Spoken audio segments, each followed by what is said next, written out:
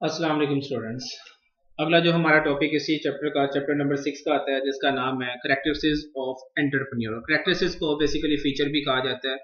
जो एक अच्छे एंटरप्रेन्योर है उनके अंदर कौन कौन सी खूबियां होनी चाहिए, उनके बारे में हम लोग यहाँ पर बात करते हैं। जो एंटरप्रेन्योर है उसमें सबसे पहले नंबर के ऊपर जो पॉइंट आता है जिसका नाम है विजन। एक अच्छा एंटरप्रेन्योर हमेशा अपने माइंड के अंदर कोई ना कोई एक सोच लेकर चलेगा, जिसके मुताबिक वो अपने बिजनेस को आगे कंटिन्यू करता है। क्योंकि जब तक आपने एक सोच, अपने एक टारगेट सेट ना किया हो, तब तक जो है आपको बिजनेस के अंदर किसी किस्म का कोई एडवांटेज वगैरह, कोई किसी किस्म का प्रॉफिट वगैरह जो है वो होता हुआ नजर नहीं आता। तो इसीलिए जो सबसे पहली चीज आप लोगों के पास आती है वो आप लोगों का विजन है। विजन हर बिजनेस के अंदर जो है वो एक मेन चीज होती है, जिसके मुताबिक हम अपने बिजनेस को जो है वो तरक्की की तरफ लेके जाते हैं। बेसिकली ये मेन आइडिया होता है जिसके मुताबिक हमने अपने बिजनेस को क्या किया होता है, स्टार्ट किया होता है। नेक्स्ट हमारे पास जो पॉइंट आता है जिसका नाम है हाई एनर्जी लेवल। कहते हैं जो आपका एनर्जी लेवल है ना वो बहुत हाई होना चाहिए। एनर्जी लेवल हाई होने से मुराद ये है कि आप हार्ड वर्कर होने चाहिए। आपके आगे अगर कोई काम आए तो आप उस काम को मेहनत के साथ करें, ताकि आप लोगों को उसके बदले में रिवॉर्ड जो है वो मिल सके। और जो रिवॉर्ड है तो उसके लिए उसने आगे लिखा हुआ है, कहता है नीड टू अचीवमेंट। अगर आप चाहते हैं कि आपको उसका रिवॉर्ड, उसके अंदर आपको कोई प्रॉफिट वगैरह हो, तो फिर आपको जो काम आपने अपने आप को काम दिया या आपने अपनी टीम को कोई काम दिया, तो वो काम क्या होना चाहिए, वो वक्त के ऊपर पूरा होना चाहिए। इसलिए सबसे पहले वो कहते हैं कि जी आपकी सोच बड़ी मैटर करती है, जो आप अपना आइडिया लेकर चल रहे हैं अपने बिजनेस के अंदर। सेकंड लेवल नंबर के ऊपर से कहा कि जी आपका हाई एनर्जी लेवल होना चाहिए, यानी कि आप हार्ड वर्कर होने चाहिए। फिर नीड टू अचीवमेंट आप लोगों की आ जाती है, जिसमें आप अपने जो टारगेट है उनको अचीव करने का आपको पता होना चाहिए तरीकेकार के मैंने अपने टारगेट्स को किस तरीके से अचीव करना है और कितनी देर के अंदर अचीव करना है।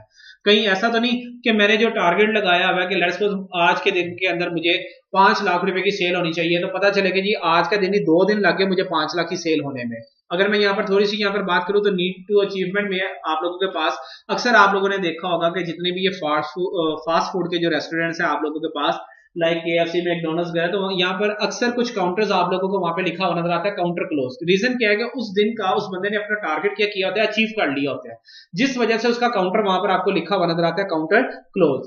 नेक्स्ट आपके पास आता है, कहता है self confidence and optimism. Self confidence में है कि आपको अपने खुद के ऊपर इत्मीनान होना चाहिए। रीजन ये है कि बिजनेस के अंदर जब तक आपको जो है अपने ऊपर भरोसा नहीं है, तब तक आप बिजनेस के अंदर जो है वो कुछ भी नहीं कर सकते। आप अपने आप पर भरोसा रखेंगे, आपको खुद पे इत्मीनान है, हाँ यार ये काम मैं कर सकता हूं, तो तभी आपको उसके अंदर फायदा होता है। अदरवाइज आप उसके अंदर कभी भी ज्यादा मैक्सिमम प्रॉफिट वगैरह गेन नहीं कर सकते। और ऑप्टिमिज्म में क्या होता है, जब आपको खुद पे भरोसा है तो तभी आप अपने बिजनेस को आगे लेकर चल सकते हैं। लेकिन अगर आपको अपने आप पे भरोसा ही नहीं है कि नहीं यार पता नहीं मैं बिजनेस कर भी पाऊंगा कि नहीं कर पाऊंगा, तो कभी भी आप अपने बिजनेस को आगे लेकर नहीं चल सकते हैं। ये तो कुछ जनरल पॉइंट्स है। अब जरा थोड़े से टेक्निकल पॉइंट्स के ऊपर आते हैं, जिनमें सबसे पहला पॉइंट आता है, कहता है टॉलरेंस फॉर फेलियर। कहता है सबसे पहली बात तो ये कि अगर बिजनेस उसने जो किया उस बिजनेस के अंदर उसको थोड़ी सी नाकामी का सामना जो है वो करना पड़ गया, तो वो इस चीज को बर्दाश्त करे। हमारे यहाँ पे काफी सारे लोग जो हैं, जब बिजनेस के अंदर उनको लॉस वगैरह होता है तो पता चलता है कि जी उन्होंने रिस्क लिया था, बिजनेस के अंदर उनको लॉस हो गया और उस लॉस के हो जाने की वजह से उनको कोई हार्ट अटैक वगैरह हो गया या किसी किस्म की कोई डिजीज उनके साथ लग गई और वो बंदा जो है वो ज्यादा देर तक सर्वाइव नहीं कर सका। तो सबसे पहला पॉइंट ही वो यहाँ पे ये कहता है टॉलरेंस फॉर फेलियर। अगर बिजनेस नाकाम हो गया तो उस चीज को यार बर्दाश्त करो। अब जब आपको पता चल गया कि आपका बिजनेस जो है वो फ्लॉप हो गया, तो फिर अगला पॉइंट क्या कहता है, क्रिएटिविटी। कहता है फिर एक नई सोच, एक नए जज्बे के साथ जो है वो आप लोग क्या करें, अपने बिजनेस को दोबारा से स्टार्ट करें। और नेक्स्ट पॉइंट आप लोगों के पास आता है, कहता है टॉलरेंस फॉर एम्बिग्यूटी। कहता है किसी किस्म का जो है ना वो आप लोगों ने यहाँ पर भाव वगैरह नहीं रखना। ये नहीं रखना कि मैं जो है वो बिजनेस को अपने दोबारा बड़ी तरक्की की तरफ ले जाऊंगा। यानी कि काफी सारे लोग जो है वो क्या करते हैं, वो जिसको कहते हैं ना कि अगले के माइंड को जो है वो वॉश करना, अगले के माइंड के अंदर बातें वगैरह डाल देना, नहीं यार तुम कर सकते हो, ये कर सकते हो, वो कर सकते हो। आपने लोगों की बातों में नहीं आना, आपने खुद जो है अपने माइंड का इस्तेमाल करते हुए अपने बिजनेस को करना है। रीजन ये है कि कल को जब लॉस होना है तो सारी की सारी रिस्पॉन्सिबिलिटी आपके ऊपर आनी है। उस बंदे ने तो एक बार भी नहीं करना, उसने कहना मैंने तो सिर्फ आपको आइडिया देना, मेरा काम था, अमल करना ना करना तो आपके अपने ऊपर था। इसीलिए किसी भी किस्म की एम्बिग्यूटी जो है यानी कि भाम जो है वो यहाँ पर नहीं होना चाहिए। और आखिरी जो पॉइंट आप लोगों के पास आता है, उस पॉइंट का नाम है with the name of internal locus of control. कहता है अपने आप के ऊपर आपका काबू जरूर होना चाहिए। यहाँ पर होता यह है कि हम बेसिकली ना कानों के थोड़े से जो है वो कच्चे होते हैं। अगर कोई बंदा हमें अगर किसी किस्म की कोई किसी की नेगेटिव बात बता के चला जाता है ना, तो हम उसी वक्त गुस्से में आ जाते हैं। हम कहते हैं अच्छा उसने मेरे खिलाफ ऐसी बात की, अभी मैं जाकर उसको पूछ कर आता हूँ।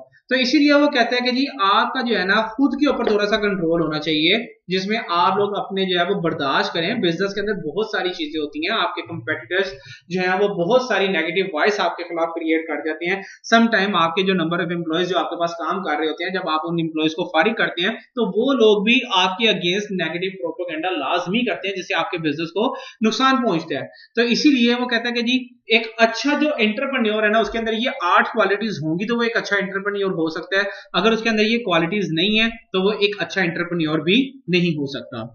नेक्स्ट जो पॉइंट हमारे पास आता है, उसका पॉइंट में जी कहता है स्टार्टिंग अ न्यू वेंचर। जब भी हम कोई नया बिजनेस करने के लिए जाते हैं तो कहता है सिलेक्टिंग अ बिजनेस आइडिया। सबसे पहले आप अपने बिजनेस का ना आइडिया, बिजनेस आपने करना क्या है, आप उसका आइडिया पहले अपने ज़हन के अंदर रखें। तो इसके लिए 2 पॉइंट्स उसने यहाँ पे बड़े अच्छे पॉइंट्स आपके साथ डिस्कस किए हैं। कहता है find something you love to do. कहता है सबसे पहले वो चीज तलाश करो जो आपको पसंद हो and are going to do, और जो आप कर सकते हो, अच्छे तरीके से जो काम कर सकते हो हमेशा वो करो। पहले ये देखो कि किस चीज के अंदर आपका जज्बा है। रीजन क्या है, हमारे यहाँ पे ना इस वक्त पूरी दुनिया के अंदर पेरेंट्स जो है ना वो अपने बच्चों के ऊपर, अगर मैं यहाँ पर बात करूं तो बिला वजह का प्रेशर डाल देते हैं। मैं चाहता हूं मेरा बेटा जो है वो डॉक्टर बने, अब उसको डॉक्टरी की लाइन के अंदर लगाकर हम उसके ऊपर प्रेशर वगैरह डाल देते हैं। ये बेसिकली पॉइंट उसी से रिलेटेड उसने यहाँ पे कहा है। कहता है आप ये देखें कि वो किस चीज में अच्छा है, आप उसको वो करवाएं। अगर वो डॉक्टरी अच्छी नहीं कर सकता, वो मेडिकल की फील्ड के अंदर अच्छा नहीं जा रहा, तो आप उसे पूछे बेटा आप जो फील्ड करना चाहते हैं आप उसकी तरफ चले जाएं, आप उसमें अच्छा परफॉर्म कर सकते हैं, आप उसमें अच्छा परफॉर्म करके दिखाएं। लेट्स सपोज मैं कहता हूँ कि जी एक बच्चा जो है वो म्यूजिक बहुत अच्छा बजाता है, वो कहता है कि मैंने म्यूजिक की फील्ड के अंदर जाना है, तो हमें उसको सपोर्ट करना चाहिए, वो म्यूजिक की फील्ड के अंदर ही चला जाए। अब उसके ऊपर हम लोग क्या करते हैं, अपने एम्बिशंस लगाकर बैठ जाते हैं कि जो हमने सोचा हुआ आपने वही करना है, तो इससे कभी भी जो है आप एक अच्छा बिजनेस रन नहीं कर सकते। और सेकंड, एक अच्छा जो बिजनेसमैन होता है, जो अच्छा एंटरप्रेन्योर है, वो क्या करता है, कहते हैं can your idea satisfy a need in the market place. क्या आपको लगता है कि जो आइडिया आप मार्केट के अंदर लेकर जा रहे हैं, उस आइडिया के मुताबिक आप मार्केट में बैठे हुए हर बंदे की जो जरूरत है उसको वहां पर पूरा कर सकते हैं? अगर तो आप कर सकते हैं तो इसका मतलब है कि आपके पास एक बहुत अच्छा जो है वो बिजनेस प्लान है। आपको अपना बिजनेस प्लान, अपना आइडिया जो है वो जल्द अज जल्द इंप्लीमेंट करके मैक्सिमम प्रॉफिट उसमें क्या करना चाहिए, गेन करना चाहिए। कहते हैं entrepreneur must be sure that the idea they choose has interest in the market place. कहते हैं सबसे पहली बात तो ये कि जो एंटरप्रेन्योर है ना उसको ये देखना चाहिए कि जो आइडिया वो लेकर जा रहा है, जिस आइडिया को उसने चूज किया है, क्या उस आइडिया के मुताबिक मार्केट के अंदर लोग उसको लाइक भी करेंगे कि नहीं करेंगे।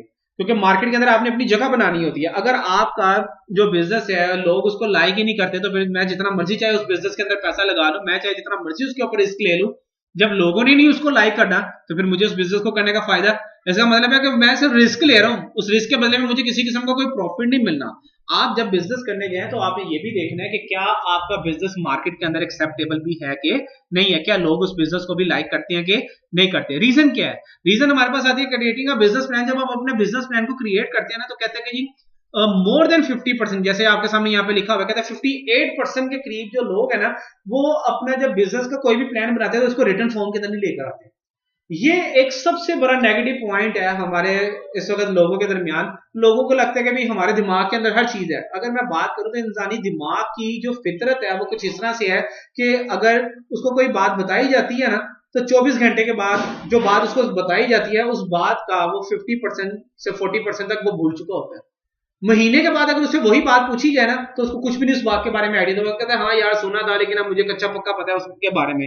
इसीलिए कहते हैं कि जब भी आपने अपना बिजनेस का प्लान लेकर आना है या बिजनेस का प्लान बनाना है, आपने अपने बिजनेस को स्टार्ट करना है, तो सबसे पहला मेन पॉइंट आपने क्या करना है, आपने उसको एक रिटन फॉर्म के अंदर जो है वो किसी ना किसी जगह के ऊपर प्लेस कर लेना है। प्लेस करने के बाद आपने फिर ये देखना है कि हाँ यार जो चीजें मैंने सोची हुई हैं इनमें कोई ऐसी चीज जो बहुत ज्यादा जो है वो मेरे लिए इंपॉर्टेंट है, जिसको मुझे पहले अचीव करना चाहिए, कोई ऐसी चीज जो मैं बाद में भी लेकर आ सकता हूँ।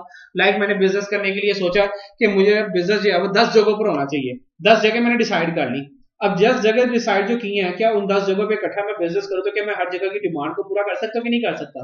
कौन सी ऐसी जगह है जहां पर मुझे बिजनेस पहले करना चाहिए और बाद में मैं दूसरी प्लेस के ऊपर जो है वो अपना बिजनेस कर सकता हूं। एवरीथिंग अगर आप प्लान करके चलेंगे ना तो तभी आप एक अच्छे एंटरप्रेन्योर बन सकते हैं, अदरवाइज आप अच्छे एंटरप्रेन्योर नहीं बन सकते। रीजन क्या है कि एंटरप्रेन्योर के पास इतना भी पैसा नहीं होता कि वो पूरी जिंदगी अपने पल्ले से पैसा लगा सके। इसीलिए जो नेक्स्ट पॉइंट है वो क्या कहते हैं, फाइंडिंग फाइनेंस।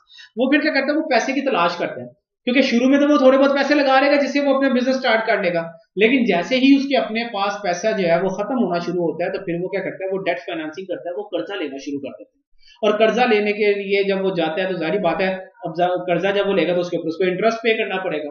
तो वो फिर इस इंटरेस्ट से बचने के लिए भी उसके पास काफी सारे टूल्स होते हैं, लाइक वो अपने फ्रेंड्स और अपने जो है वो फैमिली फ्रेंड्स उनसे जाके कर्जा वगैरह ले ले, अपने घरेलू कोई इसके रिश्तेदार वगैरह जो है उनसे कर्जा ले ले, या अपने दोस्त या बाप वगैरह से कर्जा ले ले। इससे क्या होगा, उसको इंटरेस्ट फ्री लोन मिल जाएगा, उसके ऊपर किसी किस्म का उसको इंटरेस्ट नहीं पे करना पड़ेगा। लेकिन अगर ऑपोजिट साइड पर बात की जाए तो जारी बात है उनके पास भी कितना पैसा होगा, एक हद तक ही वो पैसा देंगे ना, बार बार तो वो पैसा नहीं देंगे। उनका ये क्या यार रोज ही आ जाता है पैसे मांगने के लिए। तो फिर हमारे पास सेकंड ऑप्शन जो आती है वो ये कि हम बैंक से जाके कर्जा ले रहे हैं, और बैंक आपको पता है कि कभी भी विदाउट सिक्योरिटी आप लोगों को जो है वो कर्जा नहीं देता, वो उसमें आप लोगों से कर्जा लेता है, वो कोई ना कोई अपने आप को सेव करने के लिए आपसे सिक्योरिटी के तौर पे जो है वो पैसे लाजमी चार्ज करते हैं। अब ये तो हो गया सबसे पहला पॉइंट के जिसमें मैंने कहा कि जी हम लोग डेट यानी कि कर्जा वगैरह जो है वो लेकर चलते हैं। अगली हमारे पास आ जाती है जिसका नाम है इक्विटी फाइनेंसिंग। इक्विटी फाइनेंसिंग की अगर बात की जाए तो यहाँ पर हमारे पास सबसे पहले नंबर पे जो पॉइंट आ जाता है इसका, जिसका नाम है वेंचर कैपिटलिस्ट। अगर इसकी बात की जाए तो ये बेसिकली वो लोग होते हैं जिनके पास पैसा बहुत ज्यादा होता है, ये लोगों के बिजनेस के अंदर पैसा लगाते हैं, सिर्फ इस नीयत से पैसा लगाते हैं कि चलो यार हम पैसा लगाएंगे, हम भी इस बिजनेस के अंदर क्या होंगे, मालिक बन जाएंगे। इन लोगों की जो सोच है ना, कैपिटलिस्ट लोगों की जो सोच है, वेंचर कैपिटलिस्ट लोगों की सोच, ये हमेशा मालिक बनने की सोच होती है। ये किसी भी बिजनेस में पैसा लगाते हैं इस नीयत से कि हम भी इस बिजनेस के अंदर मालिक है। लेकिन अगर दूसरी तरफ ऑपोजिट साइड पर बात की जाए तो हमारे पास आ जाते हैं एंजल इन्वेस्टर, जो कि बहुत अच्छे लोग होते हैं। इन लोगों के पास भी पैसा जो है वो बहुत ज्यादा होता है, काफी अमीर तरीन लोग ये होते हैं। लेकिन ये जब भी किसी की भी बिजनेस के अंदर पैसा लगाते हैं तो ये मालिक बनने की नीयत से पैसा नहीं लगाते, ये उसके बदले में कोई ना कोई चाह रहे होते हैं कि हमें इसके ऊपर जो है ना कुछ रिवॉर्ड मिल जाए, यानी कि कुछ ना कुछ हम लोगों को इसके अंदर बचत वगैरह जो है वो मिल जाए, यानी कि प्रॉफिट में से कुछ शेयरिंग वगैरह जो है वो हमारे साथ हो जाए, हमें इसके ऊपर कुछ ना कुछ मार्जिन वगैरह जो है वो यहाँ पर क्या हो जाए, मिल जाए। अगर आसान अल्फाजों में हम लोग यहाँ पर बात करें तो कहते हैं कि ये जो है वो अमीर तरीन लोग होते हैं और इनके बारे में कहा जाता है, कहते हैं एक्सचेंज फॉर इक्विटी शेक। और ये जो है वो इक्विटी यानी कि थोड़ा बहुत मलकियत के हिसाब से ही आते हैं, लेकिन ओवरऑल ये मालिक बनने की नीयत से जो है वो बिजनेस के अंदर नहीं आते।